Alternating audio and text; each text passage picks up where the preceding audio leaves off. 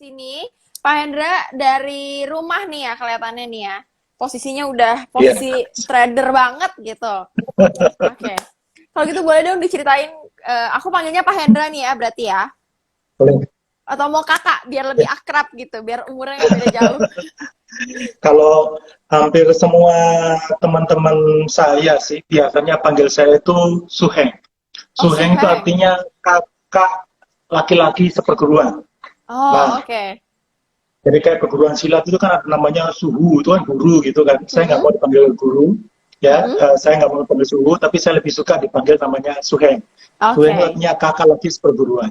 Nah, Oke tapi kalau kalau sudah dipanggil Suheng, jangan ditambah Pak lagi. Jadi Pak Oh, Suheng itu manggil bapak saya itu. Apalagi oh. panggil Adinda Suheng itu, geli. Oke, oke. Jadi Suheng aja. Yes, Suheng aja. Oke, aku panggil Suheng aja biar kita akrab. Oke, boleh dong Suheng. Aduh, agak awkward ya manggil Suheng. Boleh. Belum pernah belum pernah baca cerita silat jadinya beda. Iya, agak Ya, awkward gitu. Oke, boleh ya, dong Suheng ceritain ya. backgroundnya dulu kenapa sih bisa terjun ke investasi? Apakah dulu pernah terlilit pinjol atau pernah ditipu orang gitu sampai bisa Gini, terjun? kalau saya dulu latar belakangnya itu adalah saya seorang tour guide. Jadi Oke. seorang tour guide dan kemudian yang mendorong saya itu ada dua hal yang kenapa saya baru mulai belajar trading itu sekitar tahun 97, 1997. Ya baru baru belajar trading di sana. Nah, yang mendorong saya itu dua. Pertama, saat itu tuh dia itu ada pada saat itu ada seorang tetangga saya yang naik haji. Kebetulan mama saya itu adalah seorang muslim. Nah, ketika lihat ada yang mau naik haji, beliau ada tetangga naik haji. Nah, kan kita tahu di kampung pada saat itu di tahun-tahun 1990-an sekian itu, kalau orang naik haji, biasanya yang berangkat satu yang ngantar berapa orang? Yang ngantar biasanya Sekampung. satu kampung kan? Oh enggak, Mm-mm. salah, empat kampung. Oh, wow. Lebih banyak lagi. Iya, Nah, banget. kemudian saya lihat itu, mama saya kemudian menangis, meneteskan air mata. Saya tanya, Ma, kenapa menangis? Kemudian mama saya menjawab, ya mama kepingin sekali itu naik haji. Nah, itu yang menjadi dorongan saya pertama, bagaimana caranya agar uang itu bisa bekerja buat saya. Itu yang mendorong saya akhirnya belajar untuk investasi, belajar trading. Yang kedua adalah suatu hari juga papa saya itu mendapatkan surat dari China. Ya, kebetulan saya sudah pada saat itu dilahirkan pada era yang belajar bahasa China itu tidak Nggak diperbolehkan. boleh. Nah, jadi kita saya makanya nggak bisa bahasa Mandarin, tapi kalau bahasa Jawa, bahasa Jawa, Arek Surabaya bisa banget. Oh, Nah, lancar. Oke. kemudian ketika kami surat tersebut, papa saya itu kemudian ini melihat bahwa papa saya itu bahwa saya nggak pakai kacamata ya, ada merah di sini. Nah, itu pasti nangis itu melihat surat tersebut. Saya tanya, Pak, Oh, bapaknya kenapa merah? Nah, kemudian papa nggak mau cerita, ya. Kemudian akhirnya saya tahu bahwa ternyata di desanya papa itu terjadi kelaparan gitu. Dan papa semenjak datang ke Indonesia sampai tahun 90-an itu belum pernah balik lagi ke Congko. Jadi dia kangennya oh, luar biasa dan sebagainya. Nah, ini yang membuat saya kenapa benar-benar saya harus memikirkan. Papa saya itu pernah bilang, kalau kamu cari uang, ya kalau kamu cari uang, nggak pernah kamu bisa dapat duit. Lo kok bisa, Pak? Duit itu kakinya empat, kamu kakinya dua. Loh, terus gimana Pak caranya? Kamu cari cara bagaimana agar uang yang cari kamu. Kalau kamu jadi oh, kejar duit, ya, kamu mau lari kalah. kemanapun, itu kamu akan pasti kena, pasti ketangkep. Nah, itu Karena makanya kakinya saya, dua. ya, karena kita kan kakinya dua, Kakinya uang dua. kan Dia kakinya empat, kakinya dia kan empat. lebih cepat.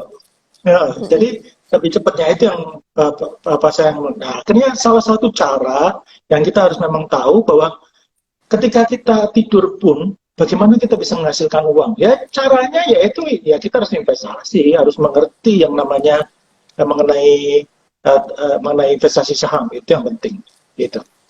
Oke, oke berarti alasan utamanya tadi udah diungkapin ada dua ya dari faktor mama dan juga faktor papa. Nah tapi kan kakak nih basicnya kakak, aduh Suheng maksudnya. Suheng kan basicnya tour guide nih. Nah sebenarnya dari tour Ya, guide itu gimana gimana sih bisa belajar saham itu? Apalagi di era tahun 97 kan belum seperti sekarang ya, yang penuh ya. dengan sosial media. Nah itu pertama kali tuh dari mana tuh? Nah, gini, kebetulan karena saya waktu itu kan di Surabaya. Kalau di Jakarta kan enak tuh sudah ada PEJ, makanya banyak teman-teman yang sepantaran saya yang di Jakarta, mereka semenjak kuliah pun itu mereka sudah bisa belajar trading itu, belajar investasi. Nah, di Surabaya itu sulit Belum di ada. di, di PES Surabaya walaupun ada dan sebagainya, tapi kita nggak ada yang perkumpulan dan sebagainya itu nggak terlalu aktif gitu. Nah, tapi yang menarik saya itu dari semenjak kecil itu saya tuh suka sekali yang namanya membaca. Ya, suka Oh, sekali membaca. Dan karena saya bukan dari golongan orang yang yang cukup mampu ya. Nah, jadi kalau teman-teman SMA, SMP kelas 3 waktu itu, saya ingat banget itu di SMP kelas 3, sekolahnya di Pengadi, Surabaya ya, di Jalan Bubutan. Nah, kalau yang lain-lain, kalau yang lain-lain biasanya setelah pulang sekolah, biasanya pergi ke mall, di sana itu ada Wijaya dan sebagainya. Kalau saya kan karena nggak punya dana, nggak punya uang tersebut. Nah, kebetulan papa kan punya toko. Nah, toko ini saya tuh nggak terlalu suka menjaga toko. Karena apa? Saya hmm, tuh ternyata saya baru tahu bahwa saya tuh termasuk salah satu yang eh, termasuk ada sedikit autism autism ini ya sindromnya. Jadi tapi nggak terlalu tapi setelah dewasa tuh nggak terlalu nampak gitu. Nah, jadi saya dulu tuh nggak mampu menatap mata orang. oh, Kak Priscila. Sama mungkin ya, tapi karena tapi bisa jadi tour guide ya? iya, karena itu. Nah, anehnya. Jadi kan saya baca, karena dibaca itu kamu harus melawan ketakutan kamu sendiri. Ya, itu Nah, caranya melawan gimana? Karena melawan ya itu tadi. Nah, sampai suatu hari saya itu kan hampir setiap siang, setiap siang itu saya tuh di di toko buku bekas di Jalan Semarang. Nah, suatu hari itu saya baca, saya ingat banget di tahun sekitar 1985, 86 itu, saya ingat banget itu ada seorang artikel mengenai Bollinger, John Bollinger, ya, John Bollinger. Nah, kemudian saya baca di situ, dia kan mengatakan bahwa memakai standar deviasi dua kali, artinya ada terjadi kemungkinan terjadi tingkat standar kepercayaannya itu adalah sekitar 95%. Artinya saham tersebut kan bergerak di antara bottom di atasnya, band atas sama band bawah itu 95%. 5%-nya di luar. Saya pikir 95%-nya itu adalah tingkat akurasi. Saya waktu itu kan belum ngerti seperti oh sekarang kan. iya. Heeh. Saya pikir, wah ini orang nih ciamik banget bahasa Surabaya itu ciamik soro itu. Ciamik banget ini, hebat banget ini. Kok bisa dia bisa tingkat akurasinya 95%? Padahal bukan 95%, bukan tingkat akurasi gitu ya. Ya, ya tapi nggak apa-apa. Kemudian saya ngomong, satu hari ini, saya kepingin sekali ketemu sama orang ini, si John Bollinger, gitu. Oke. Nah, akhirnya kemudian dari sana saya belajar walaupun saya akhirnya yang seperti saya katakan tadi, ya jadi ketika saya tour guide, nah di tour guide itu ya seperti saya ngomong tadi ya. Nah, saya juga punya masalah sebenarnya pada waktu itu diajari namanya ticketing sama tour Mm-mm. guide. Nah, Mm-mm. pada dasarnya kan saya kepingin sebenarnya kenapa sih saya pilih pariwisata bukan karena saya nggak mampu belajar. Saya mempunyai pada waktu sampai sekarang pun ya, saya mempunyai namanya photographic memory. Jadi saya kadang-kadang kalau lihat rumus sekali, kalau apalagi rumus ya, saya tuh bisa apa langsung. Ya, jadi Oh, karena oke. saya juga termasuk salah satu pembaca cepat dan Cepat. pembaca cepat dan kemudian saya sudah bisa membaca pada saat itu umur 3 tahun saya sudah bisa membaca. Ya, bayangin ya tahun Mm-mm. 1973, ya Mm-mm. itu kalau zaman anak sekarang umur 3 tahun sudah bisa baca itu sudah lumrah banget gitu. Nah, Tahun 73 loh ini ya. Dan bacaan pertama saya itu bukannya zaman dulu Kak Priscila. Dulu kan diajarin kita itu kalau membaca ya BIBB, BIBB, BB. Kalau saya mm-mm. enggak, kata mama saya itu langsung baca pertama kali itu langsung baca itu misalnya Bapak Presiden Oh, oh langsung Soeharto, satu panjang gitu langsung ya. ya Oh, oke langsung oke. satu kata, Kalimat. bukan per huruf disambung-sambung, enggak. Nah, kemudian saya juga masih ingat di tahun 73 tersebut kata mama saya, ya, saya tuh kan di toko tuh ada banyak koran tuh karena Mm-mm. pedagang kelontong. Korannya buat apa? Ya kalau yang penghuni keluarga yang lain, korannya dibuat untuk bekas tempat ini ya, tempat Minyak. apa namanya? Tempat buat eh, kopi atau apa buat bungkus gitu, bungkus koran-korannya. Oh, Kalau saya, walaupun masih umur 3 tahun tersebut, itu saya suka baca. Dan mama saya pernah oh, ngomong, nama Hokian saya itu kan Lim Hok Wan, Hok ya. Jadi saya panggil Hok. Kemudian saya tuh baca koran. Di koran tuh saya balik-balik begini, koran-koran itu saya balik-balik gini. Mama saya tanya, ya, Hok, kamu baca apa?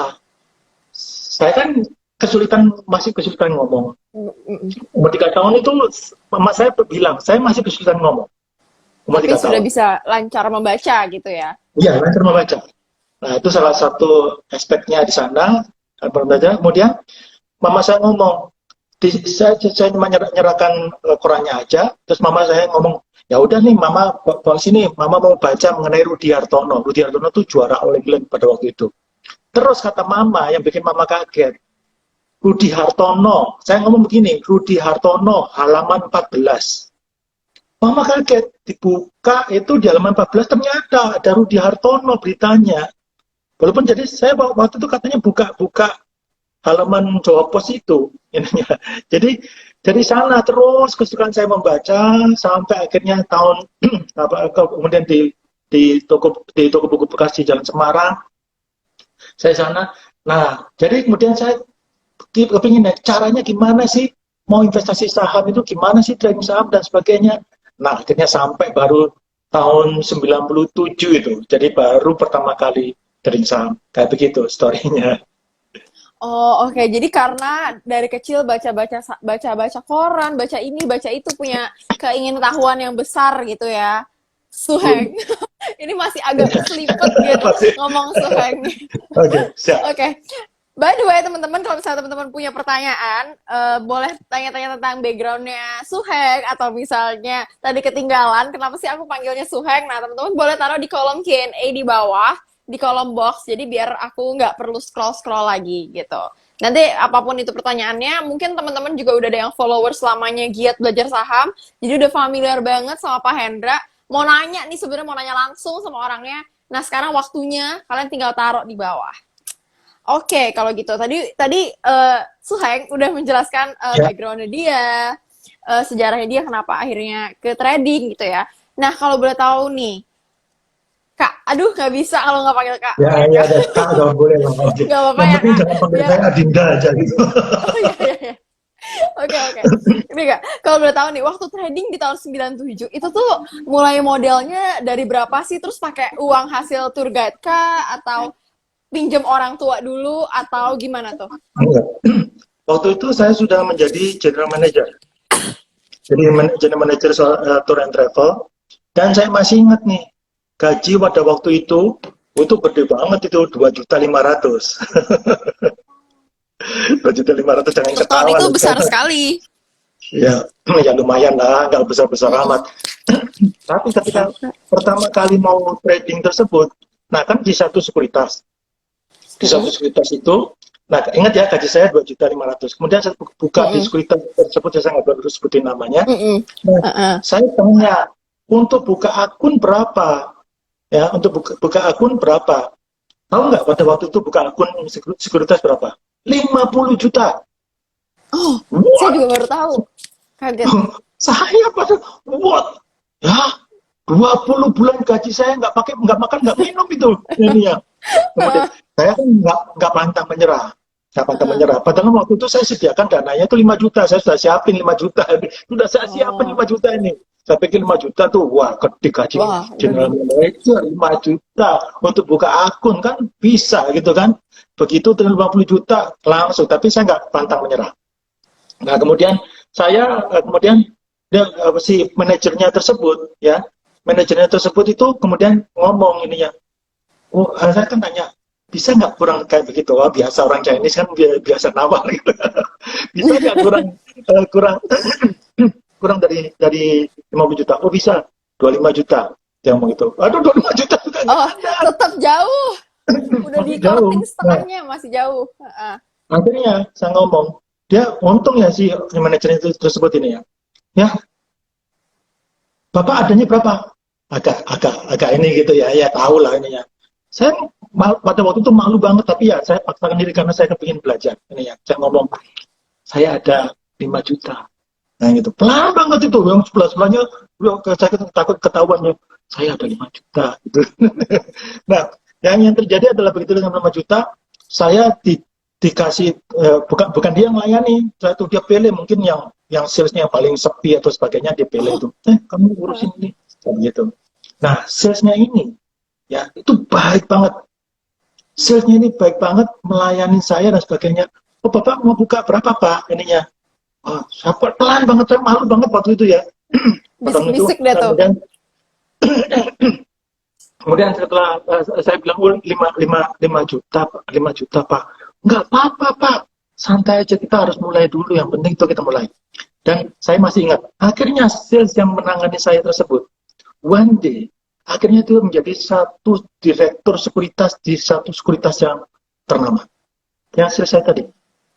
Okay. Dan di tahun 2009, manajer yang tadi yang ini ya, manajer tadi yang kasih yang mau yang mau pertama-tama sama saya, 50. yaitu ya 2009 manajer tersebut itu menjadi sales dan di bawah saya. Oh. Saya 2009 menjadi vice president di satu sekuritas dan dan manajer tersebut itu menjadi salah satu sales equity sales under saya. Di salah satu. Tapi apakah saya marah? Saya galakin gara-gara, oh ya enggak. Justru kan karena ada berani. Iya, coba kalau waktu itu saya maksudnya nggak diperbolehkan dapat 5 juta ininya, ya pasti mungkin sampai sekarang saya belum menjadi trader saham gitu kan. Gitu. Ya makanya kita masih harus ingat live. Jadi seperti katanya seseorang juga ya, bersikap baiklah di jalanmu ketika kamu naik. Karena ketika kamu turun, kamu juga akan ketemu sama orang ini. Karena roda berputar gitu ya.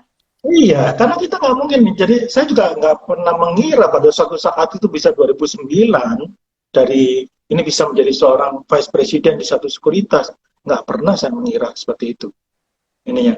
Sampai akhirnya 2014 pun saya menjadi direktur di sekuritas yang lain pun saya juga nggak pernah mengira. Pendidikan saya itu cuma D3, pariwisata. Coba deh tanya di direksi-direksi yang sampai sekarang pun deh di seluruh direksi yang ada di sekuritas deh. Ada nggak direksi yang ada bekas direksi yang mempunyai maksudnya yang lulusnya itu D3 sekuritas D3 pariwisata. Ada nggak? Nggak ada. The one and only cuma Hendra Julius Setiawan Martono.